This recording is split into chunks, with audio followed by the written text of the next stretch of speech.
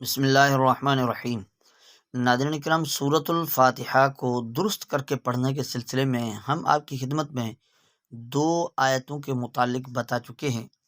پہلی آیت میں 7 غلطیوں سے بچنے کے لیے ہم ویڈیو بنا چکے ہیں جو آپ کی خدمت میں ہم نے پیش کی ہے، جس میں پہلی آیت میں ہمیں 7 غلطیوں سے بچنا ہے، جبکہ دوسری آیت میں 5 غلطیوں سے بچنے کے سلسلے میں دوسری ویڈیو بھی ہم اپلوڈ کر چکے ہیں جو آپ نے یقیناً دیکھی ہوگی۔ تو ہم چاہتے ہیں کہ سورۃ الفاتحہ پوری ہم درست کر کے پڑھیں اور ہر ایک آیت کی الگ الگ غلطیاں بتا دی جائیں تاکہ ہم پوری سورۃ الفاتحہ کو اچھی طرح سے سیکھ لیں، تاکہ ہماری نماز درست ہو۔ تو ہم 2 آیتیں سیکھ چکے ہیں، آج ہم تیسری آیت کو سیکھیں گے۔ تو پہلی 2 آیتیں ہم انہیں پھر دہراتے ہیں۔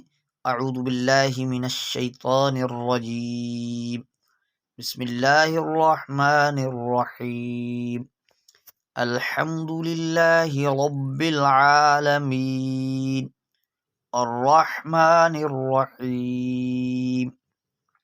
تو 2 آیتیں ہم سیکھ چکے ہیں، ان میں غلطیوں کے متعلق بھی ہمیں آگاہی مل چکی ہے۔ اب ہم تیسری آیت کی طرف چلتے ہیں۔ تیسری آیت ہے مالک یوم الدین۔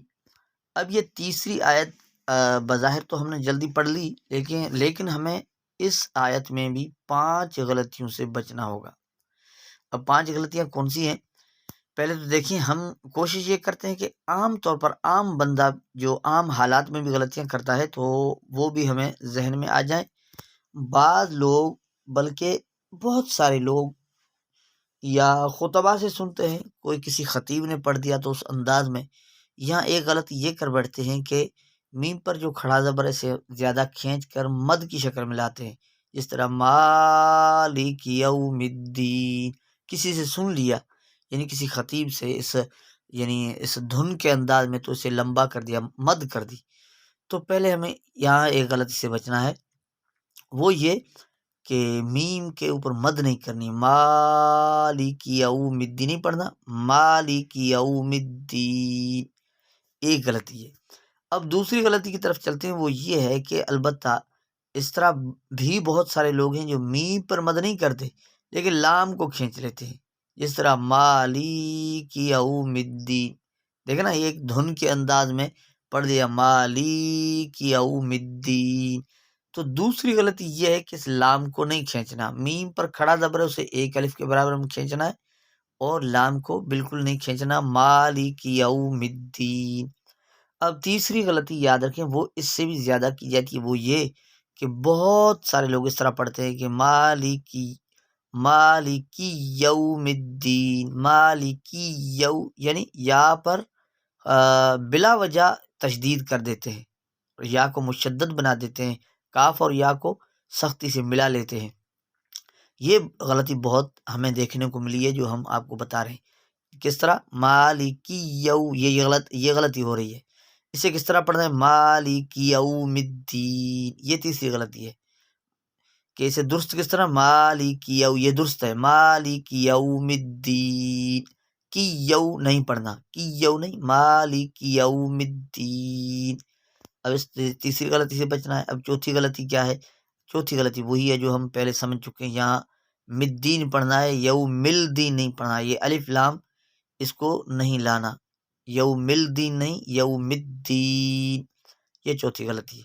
اور 5ویں غلطی، یہ غلطی بار بار دہرائی جا رہی ہے کہ وقف کی حالت میں ہم نے نون کو ساکن کر کے پڑھنا ہے، تو نون کو ہلانا نہیں ہے، یوم الدین، یعنی نون کو اس طرح نہیں ہلانا، یوم الدین اس طرح نہیں کرنا، کس طرح کرنا، یوم الدین۔ تو یہ 5 غلطیاں ہیں۔ میم کے اوپر کھڑا زبر اسے ایک الف کے برابر کھینچیں گے، لام کو نہیں کھینچیں گے، اور کاف اور یا کو سختی کے ساتھ نہیں ملائیں گے، اور مدین پڑھیں گے، ملدین نہیں پڑھیں گے، اور آخر میں نون کو ہلائیں گے نہیں، ساکن کریں گے، یوم الدین، مالک یوم الدین۔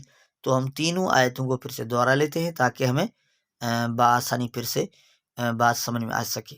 اعوذ باللہ من الشیطان الرجیم، بسم اللہ الرحمن الرحیم، الحمد للہ رب العالمین، الرحمن الرحیم، مالک یوم الدین۔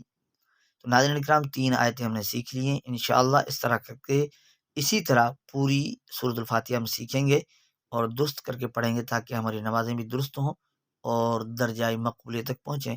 اللہ تعالیٰ ہمیں قرآن پاک کو درست کر کے صحیح کر کے پڑھنے کی توفیق عطا فرمائے۔